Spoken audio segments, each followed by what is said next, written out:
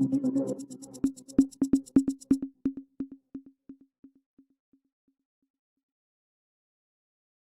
साथ गलत हो रहा है, इतना नहीं करना चाहिए बीजेपी के लोगों को। आप इस तरीके के गंदे वीडियो शहर के अंदर प्रस्तुत करके चुनाव जीतना चाहते हो तो जीत लो यार। मेरे साथ गलत हो रहा है, करा लो जांच, जिससे करानी उससे करा लो। फर्जी एमएमएस लीक इन लोगों ने किया, जिसपे ये कह रहे हैं कि वो देवेंद्र है। जिसको चाहिए दस्तावेज, जिसको चाहिए सबूत, मेरे पास सारे सबूत है। चुनाव लड़ो ना, चुनाव लड़ो, आओ मैदान में और पॉजिटिव बात करके चुनाव लड़ो, दम है। सच्चाई को आम जन तक पहुंचाई है और भिलाई का यही नेचर रहा है, भिलाई की यही खासियत रही है। मैं आज आप लोगों के बीच में यहाँ पर सभी मीडिया के साथियों को बहुत शॉर्ट नोटिस में मैंने बुलाया। बुलाने का कारण थोड़ा विशेष था, इसलिए मैंने कहा कि मुझे बात करनी चाहिए। पहले तो मैं ये सोच रहा था कि इस पे क्या चर्चा करूं, कोई ऐसा सब्जेक्ट ही नहीं है जिस पे मुझे चर्चा करनी चाहिए। फिर मुझे ये लगा कि चलो चर्चा तो होनी चाहिए।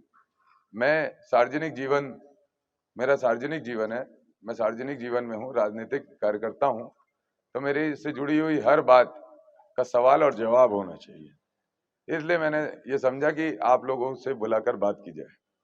पहले मैंने ये सोचा कि घर पर लूंगा, क्योंकि ये जो घटना हुई है, अभी तक की जितनी घटना होती थी वो मेरे ऊपर, मेरे राजनीतिक जीवन के ऊपर लगती थी। लांछन जितने लगते थे वो मेरे व्यक्तिगत जीवन से ज्यादा बढ़कर राजनीतिक जीवन पे लगते थे। लेकिन अब तो हद हो गई, अब तो हद हो गई। भारतीय जनता पार्टी के कार्यकर्ता नेता एक गलत वीडियो बनाकर पिछले समय में लोगों के बीच में वायरल कर रहे हैं। सबसे पहले इन्होंने अलग अलग तरीके की अफवाहें और अलग अलग तरीके से मुझे रोकने की प्रयास किया। अब इनके पास कुछ नहीं बचा, तो इनका स्तर इतना निम्न हो गया, इतना गिर गया कि ये भिलाई की जनता के सामने, आम आवाम के सामने, बच्चों के सामने वीडियो बनाकर प्रस्तुत कर रहे हैं। आपको भी ये जानकारी है, ऐसा नहीं है कि मीडिया के साथियों को जानकारी नहीं, लेकिन ये प्रस्तुतिकरण निश्चित रूप से भारतीय जनता पार्टी की गंदी सोच, उनके निम्न स्तर का उनका रवैया ये दर्शाता है। पिछले दिनों में कल दैनिक भास्कर से मेरे पास कुछ पत्रकार साथी आए और उन्होंने मुझसे सवाल जवाब किया, तो मैंने उसके सवालों, लेकिन ये गंदगी करके चुनाव मत लड़ो, और ये गंदगी करके जीत भी लोगे तो, लेकिन ये तरीका बहुत ही गंदा है कि आप फेक एमएमएस बनाकर लोगों को दोगे और फेक एमएमएस के माध्यम पे उतरेंगे, तो इसमें सबसे ज्यादा साख किसी की गिर रही ना, मेरे से ज्यादा साख आपकी गिर रही है। इस बात को आप याद रखना, मेरे से ज्यादा साख आपकी गिर रही है। और मैं आपके माध्यम से, मीडिया के साथियों के माध्यम से ये कहना चाहता हूं कि इस तरीके से मत प्रताड़ित करो भारतीय जनता पार्टी के साथियों, इस तरीके से नहीं, ये बहुत गंदगी है। और किसी में सच्चाई है तो लाओ ना सामने, प्रस्तुत करो ना, लेकिन ऐसे फेक वीडियो एमएमएस बनाकर लीक करके आप मेरी छवि को नहीं खराब कर सकते। मैं क्या हूं मैं जानता हूं, मेरा परिवार जानता है, मेरा ईश्वर जानता है, और मेरे साथ जुड़े हुए हजारों लोग देश भर के जानते हैं, लेकिन ये गंदगी नहीं चलेगी। देखिए, ऐसा है कि इसकी जांच करने के लिए तो मैंने लिख दिया है, इसमें फॉरेंसिक जांच की रिपोर्ट्स भी आ गई है, वो सब पक्ष में है। लेकिन मानहानि किस पे करूं, कहां से ढूंढूं कि कौन आदमी ने पहला निकाला था?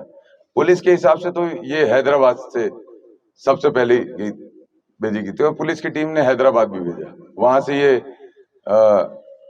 एक रिसाली के कुछ बच्चों के पास आए, कुछ ग्रुप्स में आई, और जिस नंबर से आया वो नंबर उस समय से अभी तक बंद है।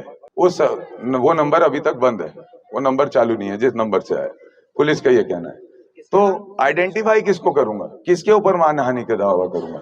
अब तो सैकड़ों लोग भारतीय जनता पार्टी के कार्यकर्ता व्हाट्सएप पे डाल रहे हैं, लोगों को डाल रहे हैं, और किससे क्या बदला लूं? भाई, ये तो मेरा जीवन या मेरे चरित्र पर इस तरीके से, मतलब मेरा व्यक्तिगत जीवन को खत्म कर देना चाहते हैं, मार डालना चाहते हैं। मैं क्या आरोप किसी को मानहानि भी करके मैं क्या पाऊंगा? कुछ नहीं पाऊंगा। मेरी जो मानसिक तकलीफ मुझे हो रही है या मेरे परिवार को हो रही है, वो कौन लाएगा? वो किसी भी इससे नहीं आएगा, मतलब मानहानि से नहीं आएगा। ये हानि ऐसी है जिसका कोई भी उपाय नहीं है।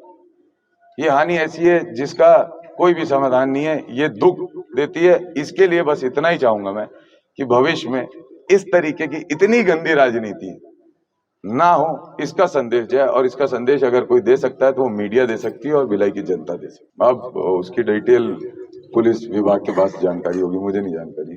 भारतीय जनता पार्टी के यहाँ के भिलाई के सभी कार्यकर्ता इसका उपयोग कर रहे हैं, मॉर्फ वीडियो का, और लोगों को बरगलाने की कोशिश कर रहे हैं। मैं कुछ गलत बोल रहा हूँ, आपको सही जवाब पता होगा। मुझे जो लगता है मैंने अपनी बात कही। ये घटना तो ऐसा है कि आज से लगभग 4 महीने पहले ये वीडियो पहले प्रयास किया गया था। उस समय उसके बाद रोका गया था। उसी समय से आप लोगों को भी जानकारी है। और लगभग 2 अगस्त को इसकी शिकायत की गई थी एसपी कार्यालय में, जिसके बाद इसकी आगे की कार्रवाई की गई। शिकायत के आधार पर इसकी जांच की गई है। अभी तक तो शिकायत पुलिस डिपार्टमेंट को हमने शिकायत की, पुलिस डिपार्टमेंट ने उस पे आगे की कार्रवाई की।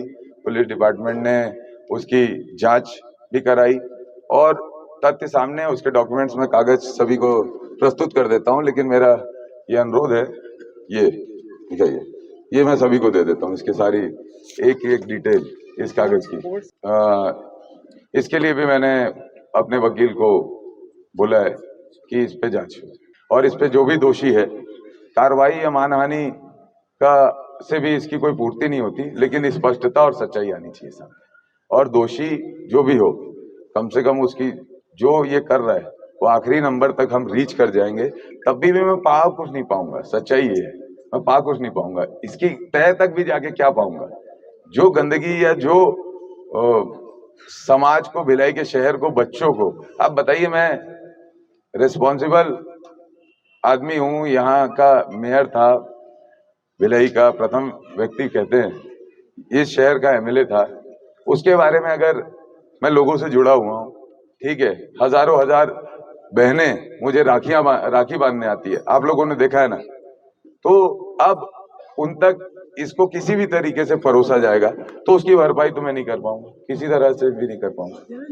देखिए, ये टॉपिक ही नहीं है, ये तो मैं अपनी बात रख रहा हूँ उस पर। भिलाई की जनता जागरूक है, सब समझते हैं, सब जानते हैं। विषय ये है कि ये निम्न स्तर पर जाना, इस तरीके से मॉर्फिंग करके वीडियोस प्रस्तुत करना क्या उचित है? क्या इल्जाम बहुत इल्जाम लगाए हैं मुझे पर, लेकिन ये हद हो गई, इसने दुख पहुंचाया मेरे को। किसी भी इल्जाम से ना कभी मैं ना डरा नहीं, दबा भी नहीं, लेकिन इसने दुखी किया मुझे बेहद। और मैंने क्या बोलूं, ये कोई सवाल ही, ये तो भाई लगाने वाले कोई कुछ भी करे। भाई देखो, ऐसा है कि मेरे को अगर जवाब देना है ना, सबसे पहले मुझे खुद को देना है। अगर मैं सच हूं, मैं अपने आप को जवाब देने में सक्षम हूं, तो मेरे को किसी भी चीजों से दिक्कत नहीं है।